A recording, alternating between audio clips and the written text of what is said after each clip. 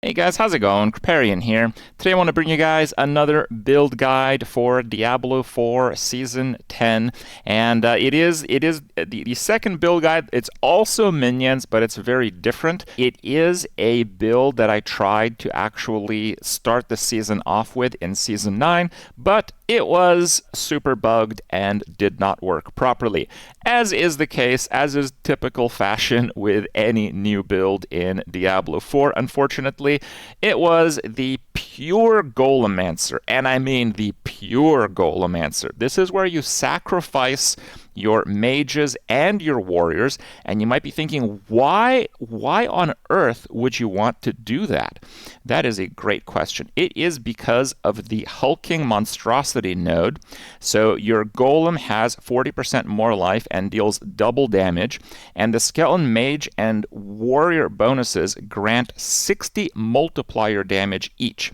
Now, I did the math for this build, and last season 9, that bonus was, I think, 30 or 35%. And the reason it's so strong is because you can scale it with sacrifice bonus effect. Now, this is, of course, only if it actually works properly, which last season it most certainly did not. And this build, while it was actually very competitive in terms of output, it was not really a build that was played very much, or almost at all, really, because it was bugged for more than half the season, and half the season goes by, people are typically not actively playing that much anymore. Now, they did fix this interaction, and they did make this mechanic, and they did make the sacrificial scaling actually work properly, and a few people on the pit leaderboard, like top 50, actually includes some people who literally just copied this build. So this build is actually tried, tested, and true now. It does work. The bonus has been increased, and with the Hand of Naz build actually getting bug fixed and effectively nerfed, because a few things were doing way too much damage with that build, it's actually at a point where the pure Golemancer, by the numbers, is pretty much exactly the same in power to the Hand of Naz build. And that makes it a pretty interesting situation, because you are able to effectively play many different minion builds. You can play the minion army build, you can play the Hand of Naz summon necromancer build, you can play a golem-centric Golemancer, and you can play a pure Golemancer. And that also doesn't include like the 10 other viable necromancer builds that are in similar power levels. It is a season where we have a new mechanic with chaos armor that I will explain here shortly, just a brief format. But we're basically going to have lots of different itemization changes from previous seasons. And there's probably going to be some crazy bugged interaction, at least with some of these. So Necromancer is just a class I highly recommend for Season 10, because there's so many viable builds that if any of them have kind of like a favorable unintended exploit or bug or something like that, it's just so many candidates that it could land on, basically. A lot of the other classes have nowhere near as many viable builds as Necromancer. So that is pretty sweet. And Minion Necro is fun to play, of course. So how does this build work? We sacrifice the mages to do more vulnerable damage. We sacrifice the skirmishers to get a lot of free crit chance, and we get that 60 multiplier bonus. And then we take that, we multiply it by the sacrificial aspect, which we put on the two-hander.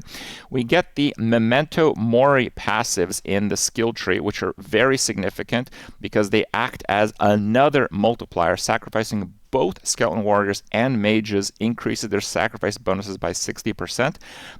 This is basically why we want a Shroud of False Death, because not only does it have all the various multipliers in the passives, because it does +1 to all passive skills, it's just super crazy because it buffs your sacrifice bonuses, which gets multiplied again, and each one is a separate multiplier.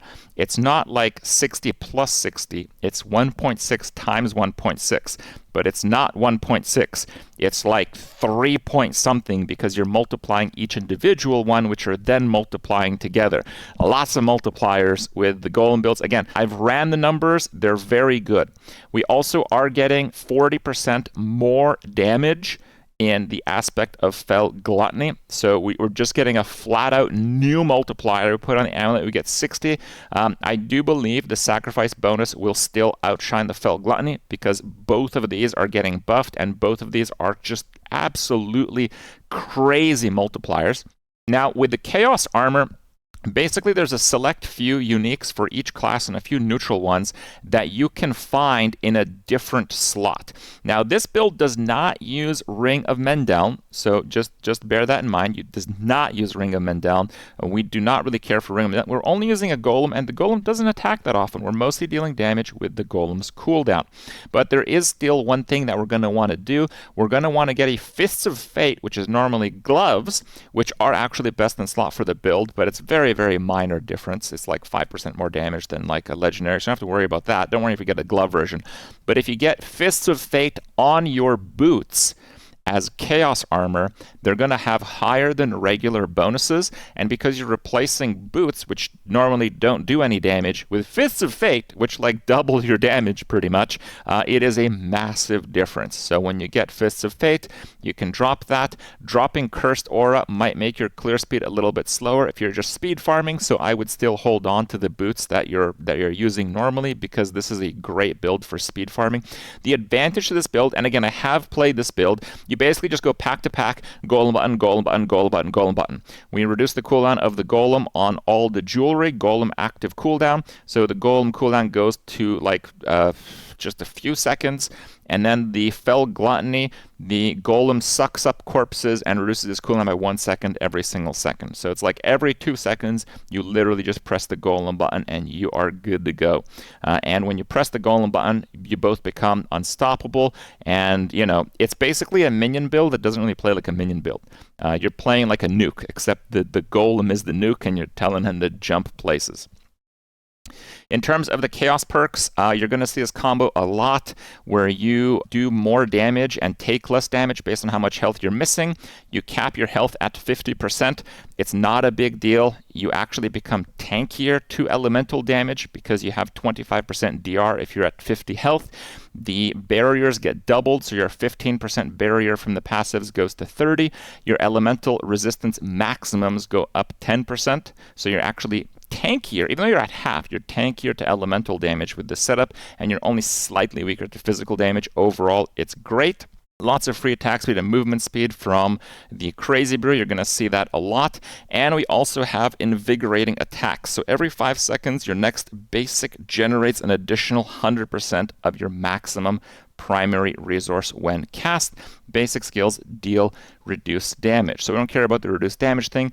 The reason why we want to do that is to kind of just get a whole bunch of resource every now and then, because we want to spend it for CACs to get damage bonus for 1 second periods, hopefully when the golem uses its cooldown. So every now and then you use a basic and it's fine. You just use the golem cooldown, it does double damage immediately after. The pressure is very easy. Normally there's some pressure to cap your resists and your armor. If you get Marred Guard, 20% more armor, and because we're playing Necromancer, which has both high armor and high resists, you just go full diamonds now because the 20 armor multiplier just caps you by itself. It's going to be just an effortless cruise to endgame with this build. You're probably farming on T4 very quickly. It does mean, though, that the only real restriction to this build is that you actually have a decent rolled Fel Gluttony and a decent rolled Sacrificial Aspect. These might be things that you might want to, trade for. They're not like rare, but they can make a big difference because each one affects several multipliers. Normally, you put like an aspect on your two-hander, that's like double your damage. This is like doubling your damage, more than doubling your damage in many different multiplier buckets, right? Because you're multiplying the vulnerable damage multiplier, you're multiplying the crit chance multiplier effectively, and you're also multiplying each of the 60% golem damage bonuses, and there's 2 of them, so then they multiply each other. Well, everything's multiplying. I did like this playstyle in Season 9 quite a bit. It was just bugged. None of this multiplier stuff was working, so it just wasn't a very good build because of the bugs. But again, I am absolutely certain that those bugs are fixed now. So if this is a build that you wanted to play in Season 9 and haven't, it's time to check it out. Link below is for the written guide on Mobalytics, and I hope you guys enjoyed the video. See you next time.